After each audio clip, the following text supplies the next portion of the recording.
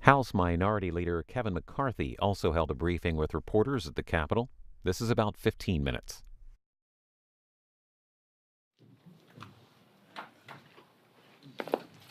Good afternoon, everyone.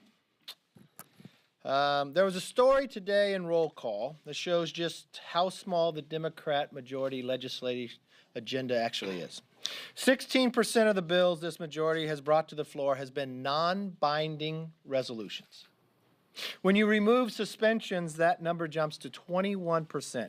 Nearly a quarter of the most important bills brought to the floor have been non-binding resolutions. And if you thought that might slow down, if you thought they figured they ought to stop it, think again.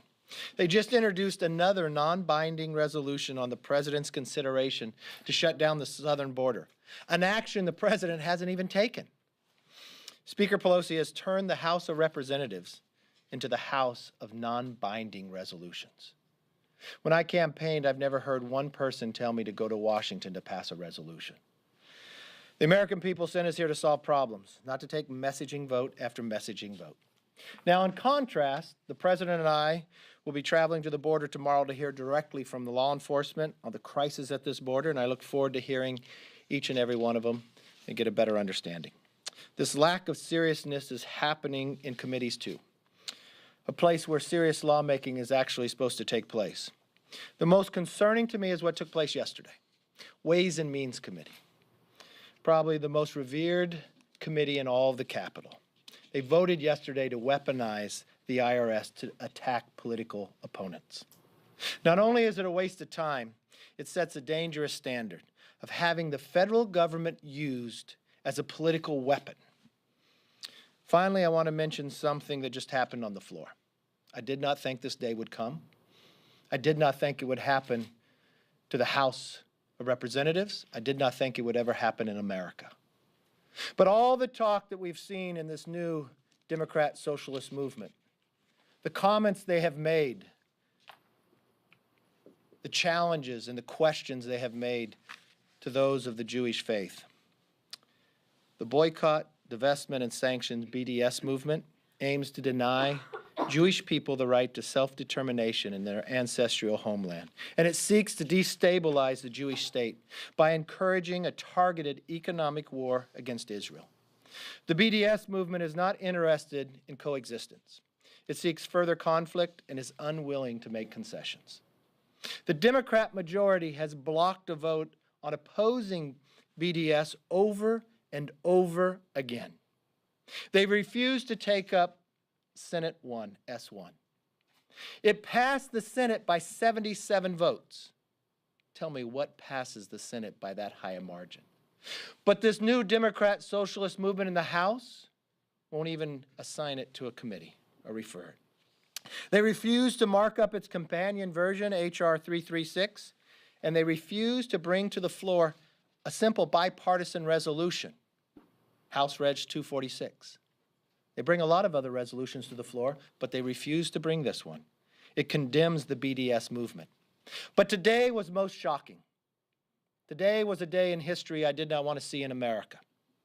Today, every Democrat but 5 voted against an amendment to reject the BDS movement. Every Democrat but 5 would not stand with Israel today. This is a turning moment for America. With that, I'll open it up for questions. Yes, ma'am. Mr. Leader, would you like Congress to see the full unredacted Mueller report? Congress, not necessarily the public. I think Attorney General Barr said he will send it to us, and I want to see it directly as the law states. Not in its unredacted form. Well, I think legally from the standpoint from the grand jury or any intel protections for America, I think that's appropriate. Right now, members we don't get every intel point because you don't want that all spread out. So I think the Attorney General, you'll see exactly what the law says we should, and I think we all should see that. And are you confident that he characterized Mr. Mueller's assessments correctly, considering that some of Mueller's investigators are now saying that they are unhappy with how Barr summarized their work? You know, Barr had to do a very quick job, and I see the work that Attorney General Barr done has been amazing. I've watched his work before. I would not question his legal opinion. He wanted to get something to the American public, and he's promised the American public that he's bringing the rest to us. What's interesting is that the Democrats won't even give him 2 weeks. No, I do not question it. I believe what Mr. Barr put out is what he saw. Yes, ma'am. Do you support closing the southern border? Look, what I support is making sure the southern border is secure. We have a crisis along the southern border. There's things that Congress needs to do. This challenge, what is happening today. I was in El Paso last week. I will be with the president traveling tomorrow.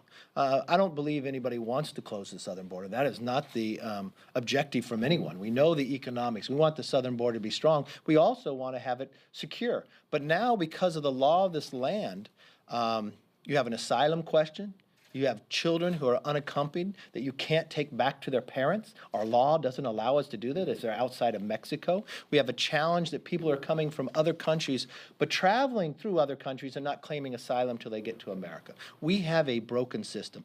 It is every measurement and metrics that you see, probably one of the greatest crises we have seen along our southern border in more than decades. And for the Democratic Party to deny what is happening there, for the Democratic Party to continue just to pass resolutions instead of solve a problem, I'm not quite sure why they ran if this is what they're going to do inside the House. Yes. I know you talked about the tax returns just briefly, but can you respond to what Speaker Pelosi said just a few hours ago at the same podium, defending their right to go after these returns? She read U.S. code from that podium. Is that not to weaponize.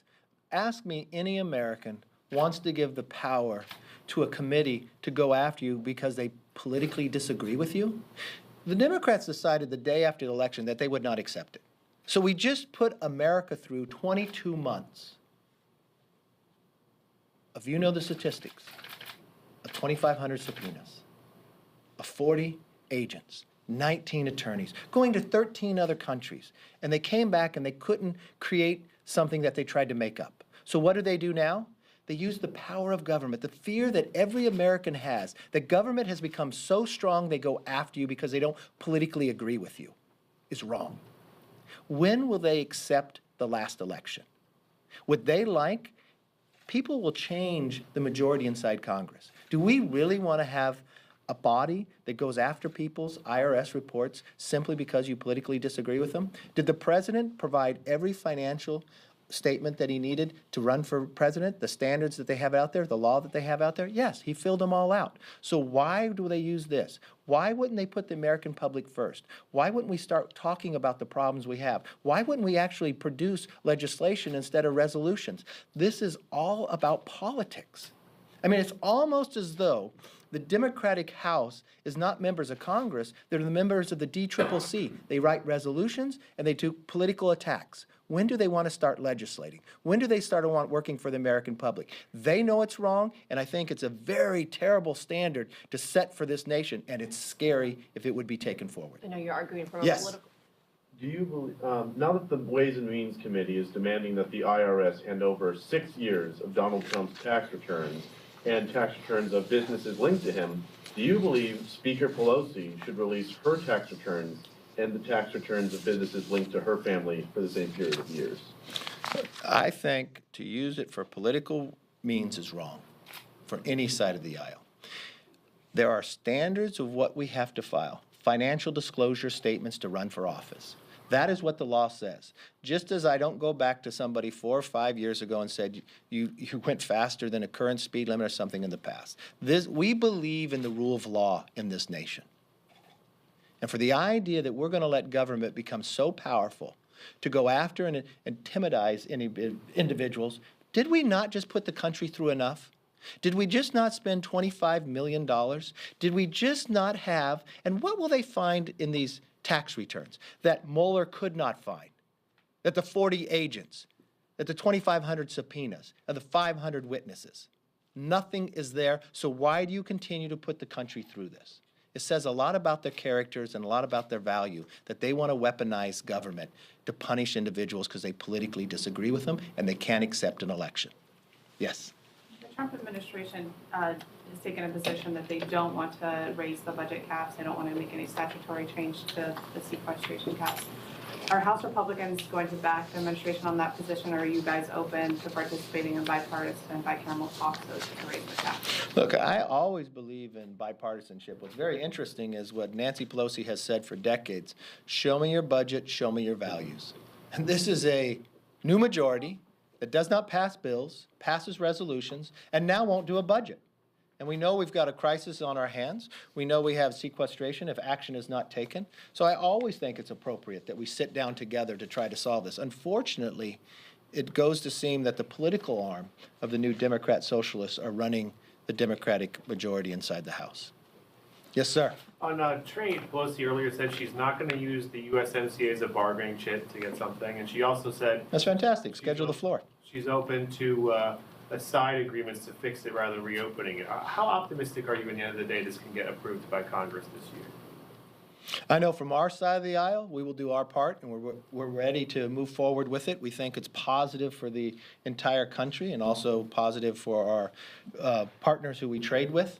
It is one of the promises that the president said he would do, that he would modernize the NAFTA agreement. I think it's a win-win for all, and I think it would be a big success for our economy as well. Is it likely to get approved here, you think? You know what? If I was in the majority, I'd give you 100% yes. Unfortunately, we don't have 218 on our side. I haven't watched the Democrats pass major legislation yet, but I will promise them we will give them our help to be able to move it forward. She controls the floor, she can schedule it, and we can get it through. Yes, ma'am. Are there any situations in which you believe Congress should have access to grand jury testimony when it's doing its own investigation?